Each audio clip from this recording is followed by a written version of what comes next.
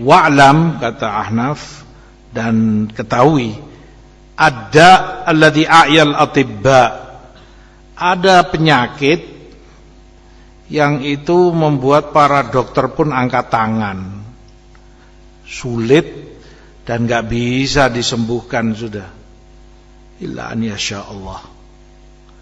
Tapi manusia angkat tangan. Yang lain mungkin masih bisa diobati, layaknya kalau dokter kan begitu. Penyakit ini kita usahakan semaksimal mungkin. Coba kasih obat ini, suntik itu, kasih ini, kasih. Orang masih optimis untuk bisa disembuhkan. Tapi di sana ada penyakit yang naudzubillah, begitu sakit apa ini fulan, ini penyakitnya, angkat tangan dokter, enggak sudah, bawa pulang aja. Minta apa dituruti sudah. Enggak ada pantangan, nunggu hari dia mati sudah. Enggak akan bisa disembuhkan. Apa itu penyakit yang membuat dokter angkat tangan? Kata Ahnaf bin Qais, al-lisanul badhi. Yang pertama, lisan yang kotor. Lisan yang terbiasa dengan ucapan-ucapan jelek, dikit-dikit ngumpat, ada ini tuh, kotor lisannya. Padahal bukan sesuatu yang memancing emosi dia.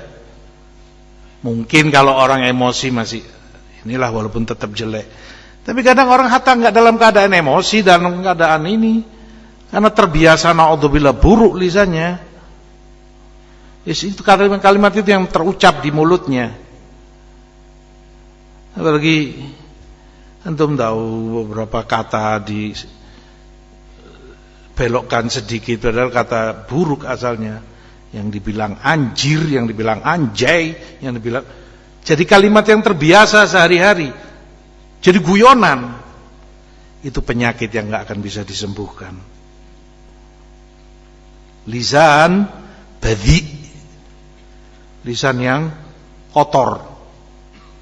Terbiasa dia sudah ucapan-ucapan yang orang kalau punya muru'ah, malu itu didengar orang, dia mengatakan kalimat itu.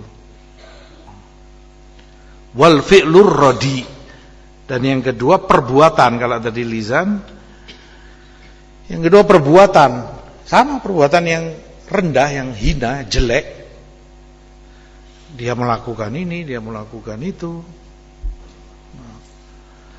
Karena itu akan menjadi kebiasaan bagi dia, sulit untuk disembuhkan. Kamu nasihati dari alif sampai iya, kamu bacakan ayat, kamu bacakan hadis, nasihat demi nasihat, peringatan demi peringatan, hukuman demi hukuman, ya tetap saja penyakit sudah. Waliyadzubillah. Lisanul badhi wal fi'lur radi. Yang lain masih bisa diharapkan sembuh. Yang lain masih optimis, orang bisa dibenahi, bisa di ini. Tapi kalau sudah lisannya yang rusak, perbuatannya pun jelek, orang akan angkat tangan.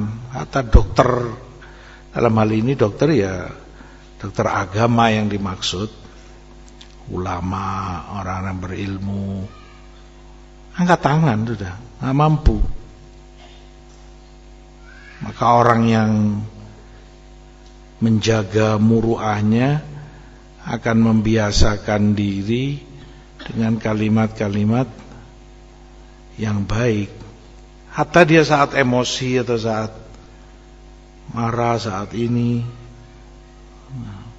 hanya sebagian salaf disebutkan dalam keadaan anaknya nuakal dan berbuat yang enggak sudah. Tapi karena ayahnya seorang imam, seorang alim, yang dikatakan ayahnya, ya waladi barakallahu fiik, jangan begini. Sampai terbelalak mata si anak. Anak barakallahu fiik, orang seperti aku semoga Allah berkahi. Dia nggak nyangka kif didoakan barokah. Karena orangnya terbiasa. Disebutkan sebagian mereka bahkan ketika melihat a'azzakumullah anjing, ya itu yang dia ucapkan. Ya Allah, idhab barakallah fi. Ucapan barakallah, barakallah, kebaikan itu ada di lisannya. Karena itu yang terbiasa dia ucap. Sama sebaliknya, kalau kamu terbiasa kejelekan, sedikit ngumpat, sedikit kalimat kotor yang tidak senonoh, ya kapanpun dimanapun ada apa, itu yang akan keluar otomatis di